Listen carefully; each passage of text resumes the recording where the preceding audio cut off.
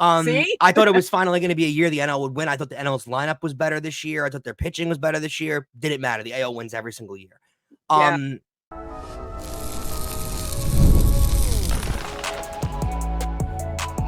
You are Locked On Yankees, your daily New York Yankees podcast. Part of the Locked On Podcast Network, your team every day. Welcome to Locked On Yankees, which is part of the Locked On Podcast Network, your team every day. Thank you for making us your first listen every day. I'm Stacey. This episode is brought to you by PrizePicks, the easiest and most exciting way to play daily fantasy sports. Go to prizepicks.com/LockedOnMLB and use code all lowercase LockedOnMLB for a first deposit match up to $100. With me, as usual, is my co-host. I must say co-worker, co-host, Brian McKee. I mean, we are co-workers, but co-host That is true, Brian McKee, who is, let's pull the curtain back. It is just after 9 a.m. in Texas while we record this on Wednesday morning. And how are you let's feeling be honest. today? Let's be honest, Stacey. I'm a company guy. So if you guys need me to get up early in the morning to do the show, I'm going to get up early in the morning to do the show. Nice. Coming right off of my first ever All-Star game. Well, first ever All-Star weekend.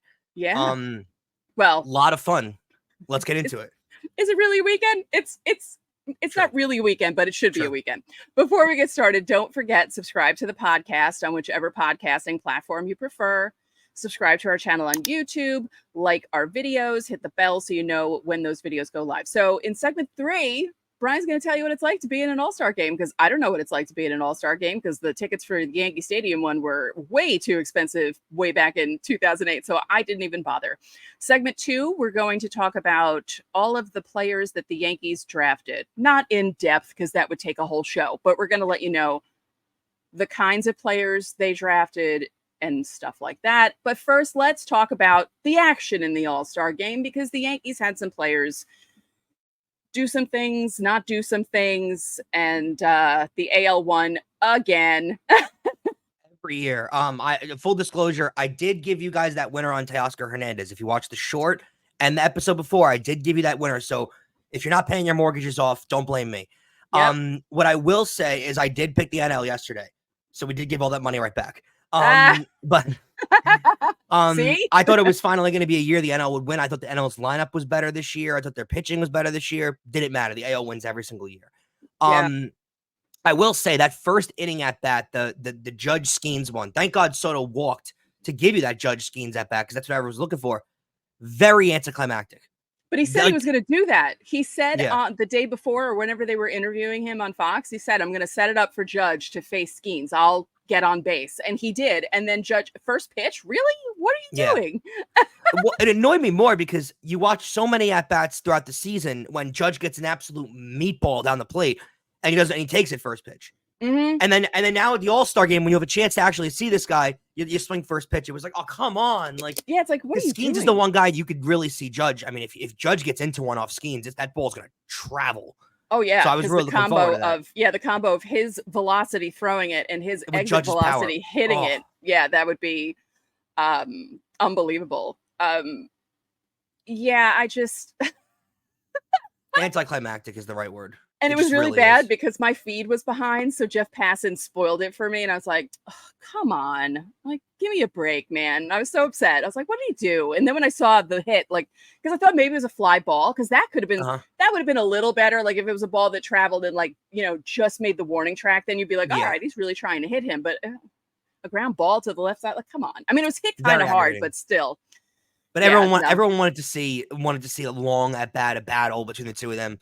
You really didn't get that. And Judge was like, I don't feel like doing that. I'm not going to do it. Later in the game, you got Mason Miller versus Ohtani. That was a really good at-bat. You got velocity versus velocity there. I mean... the Ohtani home run was absurd. If you guys saw that on TV, I mean, and I'm telling you, too, I've only seen Ohtani play live once or twice at Yankee Stadium, but it was never one of his big games at Yankee Stadium. And I got to tell you, that myth people talk about, that it sounds different off his bat, it's the truth. Mm-hmm. The ball just sounds different. There's a crack throughout the entire stadium. That was a tremendous play. Other than that, the NL did absolutely nothing in this entire game. Nothing. It was the typical Ohtani hits a home run and provides the offense, and then the rest of the guys do absolutely nothing. You mentioned Mason Miller. my God, his range going from 104 and then striking him out on an 88-mile-an-hour pitch was just, I'm like, how the hell, and I said this on Twitter, how the hell does anyone hit Major League pitching these days? Because it's not just the velocity, it's the range that these guys have. It's the movement that these guys have. And the location. And the location. More than ever, these guys can pinpoint spots at the plate. It's unbelievable. He's the only guy this current deadline coming up that if I were the Yankees, I would entertain giving up Spencer Jones for. Just because you have 6 years of control left on him. He's young. He's been through a Tommy John surgery, and his stuff is that electric. He's the only guy that I would actually consider giving up your top prospect for. Other than that, I mean, unless you consider Dominguez, but that's not to me relevant. He's the only one that Spencer Jones I would move for. The only one. I wouldn't move for Crochet, even though Crochet looked really good too. Yeah. And if you guys don't realize too with the Crochet stuff, which I feel like a lot of people haven't realized just because Crochet is on the White Sox and they lose every night and everything like that. He's 6-6, which isn't too great, with like a 2.9 ERA. Look at his strikeout numbers. It's everything the Yankees want in a pitcher. Garrett Crochet has thrown in like 90-something innings and has like 150 strikeouts this year. It is absolutely ridiculous how many strikeouts this guy has. He's exactly what the Yankees like in a pitcher. I just don't know if they're going to make the moves, or at this point with how good the rotation's been or how sustainable the rotation's been, they're going to really go out there and get a top flight pitcher, because the White Sox are going to want everything for him. Oh yeah, definitely. So Soto helped the Yankees. I put the Yankees in the rundown because I'm so used to that. Helped the AL tie the game in the third, one by hitting a 2-run double and then tying the game scoring, which was cool. And the other thing that was cool, Soto and Judge are adorable together. Like they really are. Like they look like they've been, they look like they've been playing for like 20 years together, like since high school, and worked their way up to the majors. And they have their arms around each other. And then in the outfield, they're just like the looks they give each other and the things they say to each other. It really feels like they've played for years, which is kind of amazing because it's only been months. And I like when they mic up the players because it's an exhibition game. It doesn't really matter, but I think it's fun to listen to these guys and even listen to their process. Like a couple of years ago when it was Cortez and Trevino doing it, that was really cool. That was so cool. And it was so funny because I remember that night on Twitter,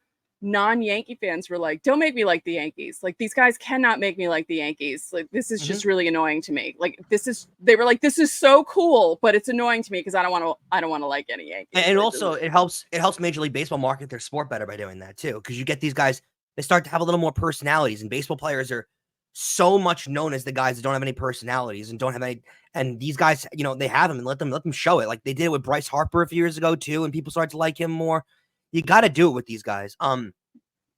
Overall too, like I want to say I do personally hate, like I wish it was one normal played game where like you actually saw the best versus the best go up against each other, because like Judge got 2 at-bats, like Soto got 2 at-bats, like they're out of the game by the 4th inning. Right. I want to see the best of the best play, and like by the end of the game when it's like Brian Reynolds getting multiple hits, it's like, all right, like yeah, he's a good player, don't get me wrong, but like it's just like I want to see the best of the best play, and they're out of the game so damn quickly, especially the pitchers. I mean, Paul Skeens threw for 1 inning. Yeah. It was like 10 pitches and then he's gone. They hype up that he's like the All-Star game starter. What does it matter? Right. But it was like Cole last season being the starter. Get the 3 outs done, boom. Yeah. Yeah. And you can't, it's not like you can expect, the only way to get everyone into an All-Star game is if the same thing happened that happened in 2008 when it went to 14 innings. Yeah. Like to get it spread out where it's not like, and that won't happen again. Well, did they change the rule? Does the All-Star game end in a tie, or does it go to extras now? Because there was a year where they made it end in like a tie. Oh, please it didn't end in a tie, but the rule was if it was tied at the end of 9, they would just call the game a tie game. Yeah. Which people were annoyed about. Yeah. I don't even know, actually, because I don't think they either expect that to happen. I think it was cool that there were so many first-time All-Stars, even though I didn't know half the people. Like, it was really funny. Like, at first, Riley Green, he's playing out in left field, and I'm like, Green. I'm like, wait a minute, who is that? And then I saw the D, and I was like, oh, Tigers, right? Okay, I do know him. But there were some guys I was like, who are these people?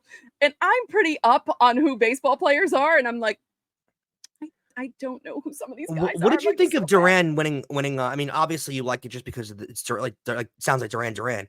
But what did you think of him winning the MVP?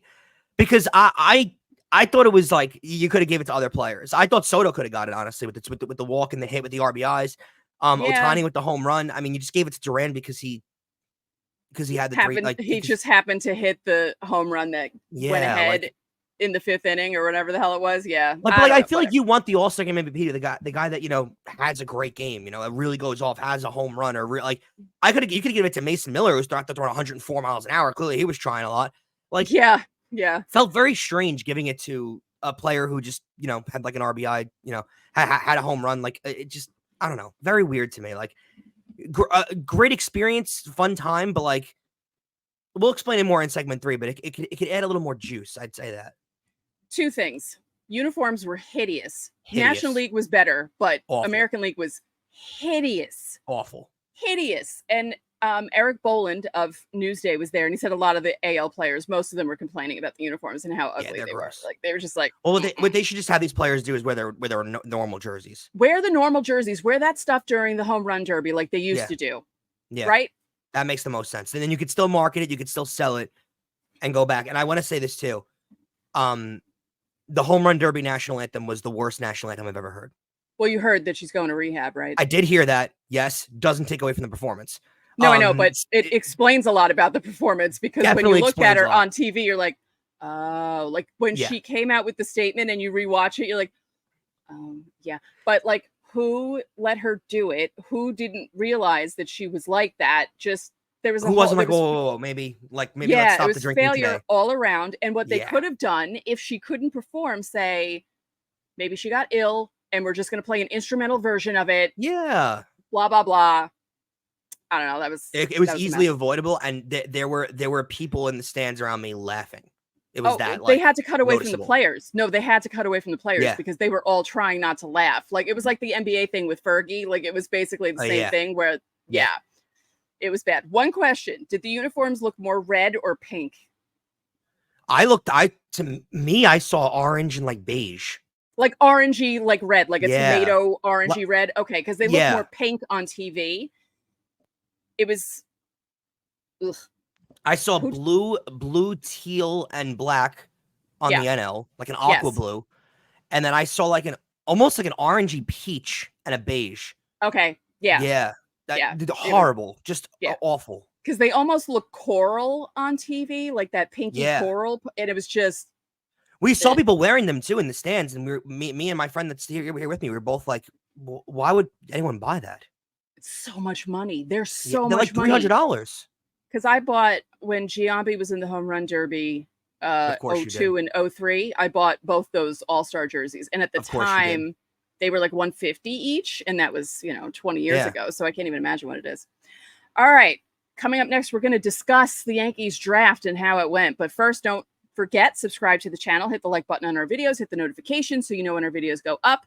Reply to our pinned comment Monday through Thursday if you want your questions answered for Fan Mail Friday, or you can join the Locked On Yankees Insiders Club. The link is in the description. You'll get text from us. You can text us questions, including the ones for Fan Mail Friday, and we'll put you up first because you get top priority. There's a 14-day free trial, and there's a new insider, Lori.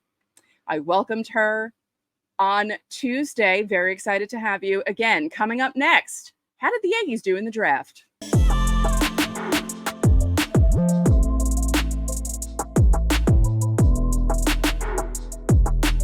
Get supplies from the site that's made for the skilled trades, SupplyHouse.com. SupplyHouse.com is the reliable way to order plumbing, HVAC, and electrical products online. Their easy-to-use website is packed with helpful resources and the latest product info to help you get the job done right. Shop a complete inventory of over 200,000 parts from over 400 top brands and get your order delivered right to your door with fast shipping from coast to coast. Need help with an order? Get expert support and industry-leading service from the friendliest folks in the business and talk to a real person every time. Pros in the skilled trade can get a competitive edge by joining SupplyHouse.com's free Trade Master program. Every Trade Master gets access to a dedicated phone line, free shipping, and discounts on every order. Join the thousands of trade pros already benefiting from their free membership at SupplyHouse.com/TM for TradeMaster. And order plumbing, HVAC, and electrical supplies from anywhere with just a few clicks at SupplyHouse.com. And Locked On Yankees is also brought to you by PrizePicks. PrizePicks is the easiest and most exciting way to play daily fantasy sports. Unlike other apps, on PrizePicks, it's just you against the numbers. All you do is pick more or less on 2 to 6 player stat projections and watch the winnings roll in. You can now win up to 100 times your money on PrizePicks with as little as 4 correct picks. You can turn $10 into $1,000. With the NBA season over, the hoops action doesn't stop on PrizePicks. With women's basketball heating up, stars like Caitlin Clark and Angel Reese looking to make names for themselves alongside greats like Breanna Stewart and Najee Wilson, you can win up to 100 times your cash watching them ball out. Download the PrizePicks app today and use code LOCKEDONMLB for a first deposit match of up to $100. That's code LOCKEDONMLB on PrizePicks for a deposit match of up to $100. Pick more, pick less. It's that easy.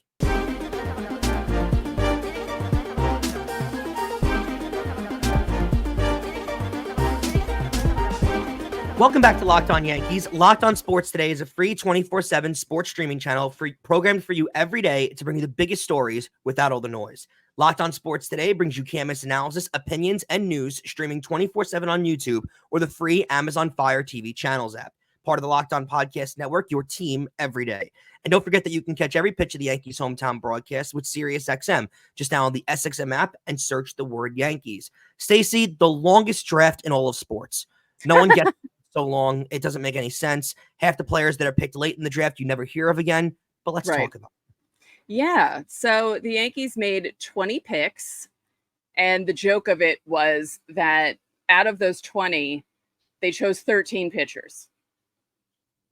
And out of those 13 pitchers, 12 of them came from schools down south, including one guy from a high school in Georgia.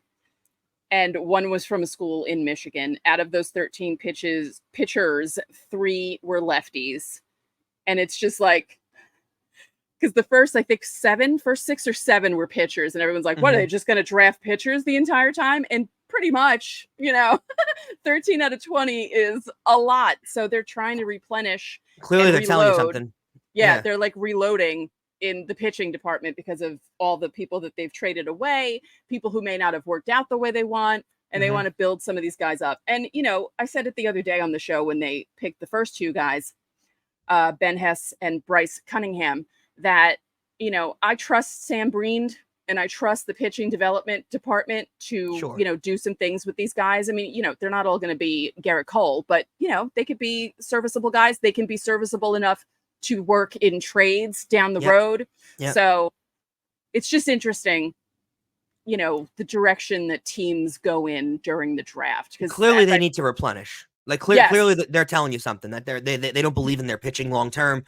They don't like what they have in the future for their pitching, which is nice to see that they're addressing it. And again, you got to remember. No, that's not it. They've just traded so much pitching away in the last. Well, yeah, but they need to replenish. Well, yeah, but like it's not like they're disappointed with, because they have some guys that are doing okay. It's just, they need a little help down there. But yeah, no, I mean, the trade deadline of 2022, all the guys that they got rid of, it was just like, holy cow, like, what are you doing? And then they kept doing it, and you're just thinking they're going to have no pitchers left in the minors. So when it comes to the baseball draft, like, keep this in mind. It's not the football draft. It's not the basketball draft. You're not looking for instant impact. You're not going to get that. It's not the point of the baseball draft. It's a completely different draft. So when you see the Yankees' first round pick be a pitcher, don't sit back and be, oh, they need a second baseman. Like, no, these guys are never. The ETA on these guys at absolute earliest is 2026. The absolute earliest. None of these guys are Paul Skeens where the year after they're drafted they run through the minor leagues and all of a sudden they're in the majors. That's not what this is. It takes longer for these guys to develop. And again, all these guys were not picked for the intention of becoming New York Yankees either. Like, yes, a lot of these guys, could make an appearance for the Yankees at some point, and they're trying to develop them all into elite arms. A lot of these guys are going to be involved in trade packages too. Some of them could be involved in a few weeks. Like, that this is what happens in these trades. Right. So, I mean, you can't sit here and think when they take a pitcher, at this pick or this pick or this pick and think, oh, well, they needed this position. They need more outfielders. They need more. That's not the intention of Major League Baseball drafts. You're really just picking the best players that you think are available at the moment. You're not addressing needs. Whereas in the NBA and NFL, you kind of are. So it's different with this sport watching the draft than it is with others. It's also different with the Yankees because they never have high draft picks. They're always lower. And then, So it's not like a team that plays badly and gets a higher draft pick and you can pick one of the highly touted guys. You might get someone who's a surprise, because there have been plenty of guys in Major League history who were drafted in later rounds that, Mike Piazza's the best one. Yeah. Albert Pujols. Like, there are a bunch of guys that you're just like, oh, they were drafted how late? And yeah. That happens in every sport. The diamonds in the rough are all over the place. Right. So they picked 6 outfielders and 1 infielder for position players, a second baseman. And one of the outfielders is, I believe, American, but born in Taiwan. I think that's what it was. Okay. Yeah, interesting. And my favorite name out of all of them, picked in the 7th round. He was number 211.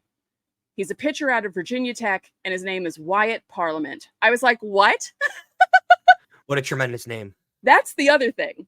When you look at some of the guys' names, and not even like Yankees, but like just the name, we're getting to where you have Bradens and Cadens and just names that you're like, oh yeah, these kids were definitely born in the early 2000s. And you're just like, oh, I feel so old. This is so bad. Oh, David Ortiz's son, D'Angelo, was drafted, which makes me feel really old as well. Yeah.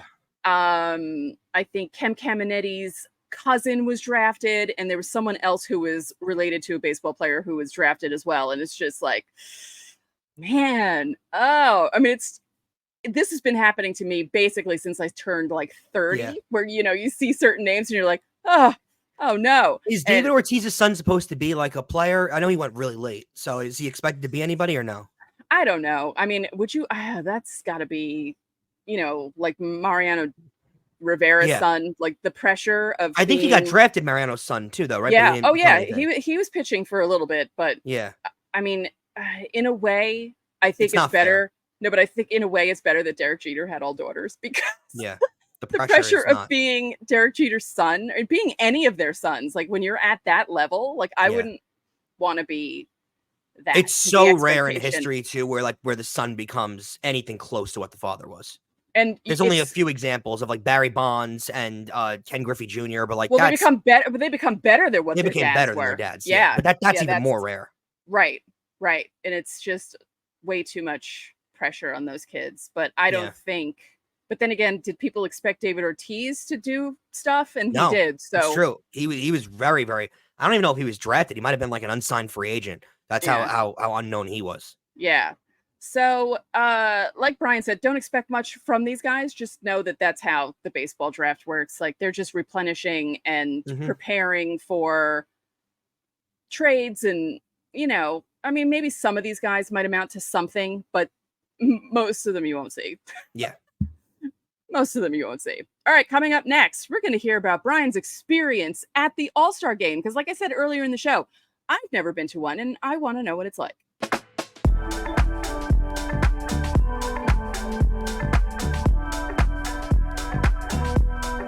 Locked On Yankees is sponsored by eBay Motors. Passion, drive, and patience. What brings home the winning trophy is also what keeps your ride or die alive.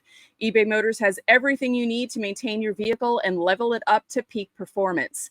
From superchargers, roof racks, exhaust kits, LED headlights, and more, whether you're into speed, power, or style, eBay Motors has got you covered. With over 122 million parts for your number one ride or die, you'll always find exactly what you're looking for. And with eBay Guaranteed Fit, your part is guaranteed to fit your ride every time or your money back. Because with eBay Motors, you're burning rubber, not cash. With all the parts you need at the prices you want, it's easy to turn your car into the MVP and bring home that win. Keep your ride or die alive at ebaymotors.com. Eligible items only, and exclusions apply. eBay Guaranteed Fit is only available to U.S. customers.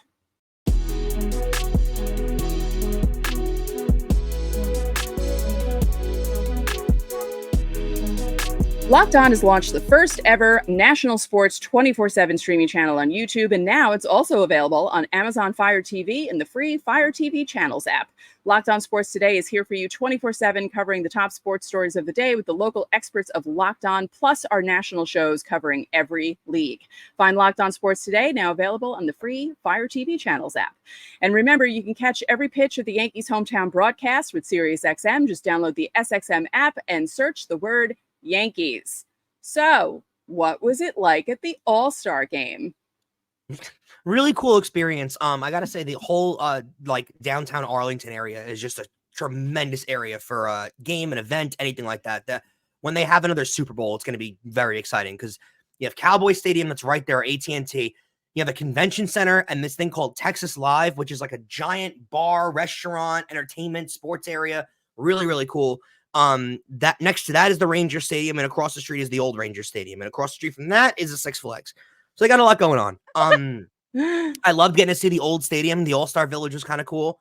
Getting to see the old Ranger Stadium was I had watched games at that stadium my whole life, and getting to getting to go into that stadium again because I knew I was never gonna get to see a game there, but I'd always wanted to go there. So getting to see the old stadium, and actually walk in there was a pretty cool thing to say.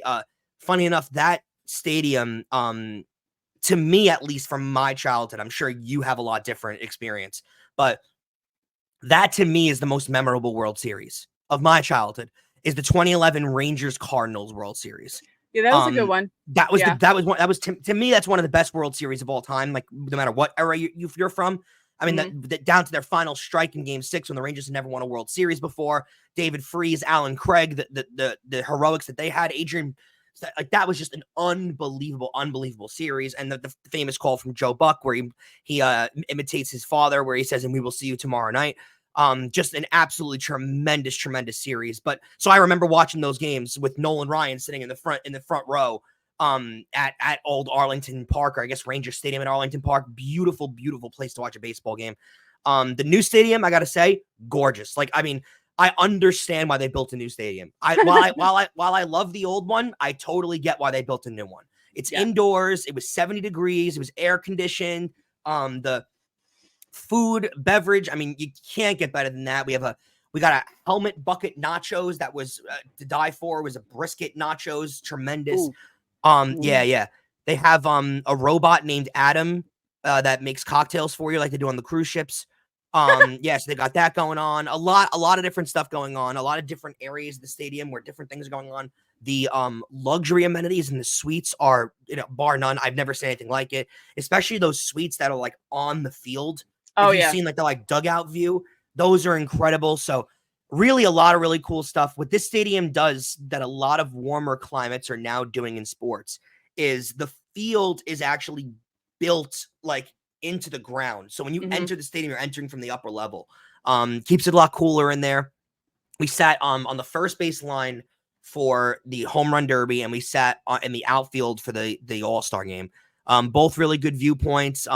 Really can't complain. Like the stadium was great, the atmosphere. I will say, as a fan going to it, I personally enjoyed the home run derby more than I enjoyed the All-Star game. I just had more fun. To me, the All-Star game is much better watched on television. Interesting, because you get into player interviews. You're getting a lot more like the broadcast. Oh, that's true. Yeah, you miss all that. Yeah. And the broadcast too. You're not with the broadcast. It's not a Sunday night baseball broadcast. You're getting a lot different of a vibe from them.